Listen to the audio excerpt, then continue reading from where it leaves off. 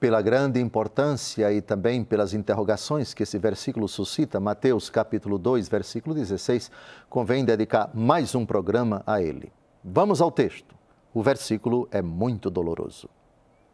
Vendo então Herodes que tinha sido enganado pelos magos, ficou muito irado e mandou massacrar em Belém e nos seus arredores todos os meninos de 2 anos para baixo, conforme o tempo exato que havia indagado dos magos.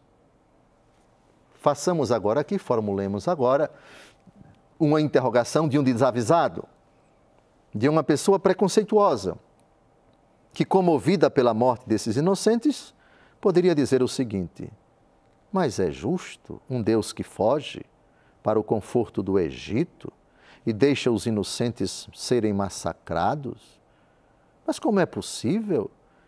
Deus foge e as criaturas morrem. Eles não pediram para nascer.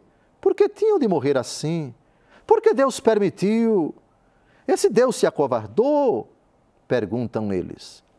Responde de forma muito sábia um doutor da igreja, bispo da cidade de Ravenna, na Itália, no norte, já perto de Veneza, mar Adriático, São Pedro Crisólogo.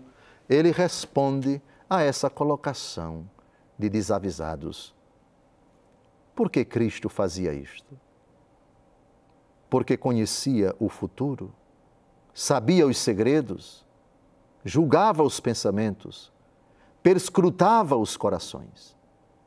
Por que abandonou os que sabia que haveriam de ser procurados por sua causa e por sua causa haveriam de morrer? Ele havia nascido rei e rei do céu. Por que abandonou os que eram inocentes?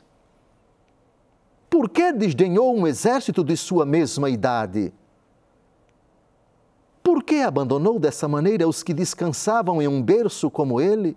E o inimigo que buscava somente o rei causou dano a todos os soldados? Irmãos, Cristo não abandonou os seus soldados, mas lhes deu um destino melhor. Concedeu-lhes triunfar antes que viver. Fez-lhes alcançar a vitória sem luta alguma. Concedeu-lhes as coroas antes que seus membros crescessem. Quis que passassem por cima dos vícios pelo seu poder, que possuíssem o céu antes que a terra, e foram plantados no céu antes que na terra. Assim, Cristo mandou seus soldados na frente, não os perdeu. Recebeu os seus soldados, não os abandonou. Vejam que a leitura que se faz dos acontecimentos da vida para quem tem fé é de uma outra ótica, é de uma outra perspectiva. Enxergamos vida e queremos vida. Tem a vida terrena e tem a vida eterna. Os pagãos que negam a vida eterna dizem somente essa vida. Assim o horizonte se restringe, assim a visão se torna reduzida e a capacidade de raciocínio também. Quando você não enxerga a realidade à luz da fé, ainda que você não possa aceitar humanamente que o massacre dessa envergadura seja engolido, mas você é uma pessoa de fé. Deus tem os seus planos, os seus misteriosos desígnios, cuja compreensão ultrapassa muitas vezes a nossa pobre debilidade intelectual.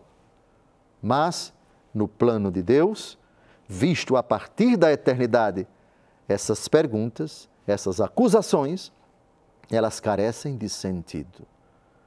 Não, eles não perderam, eles venceram. Não, eles não foram destruídos, eles foram premiados, eles foram coroados, eles foram glorificados.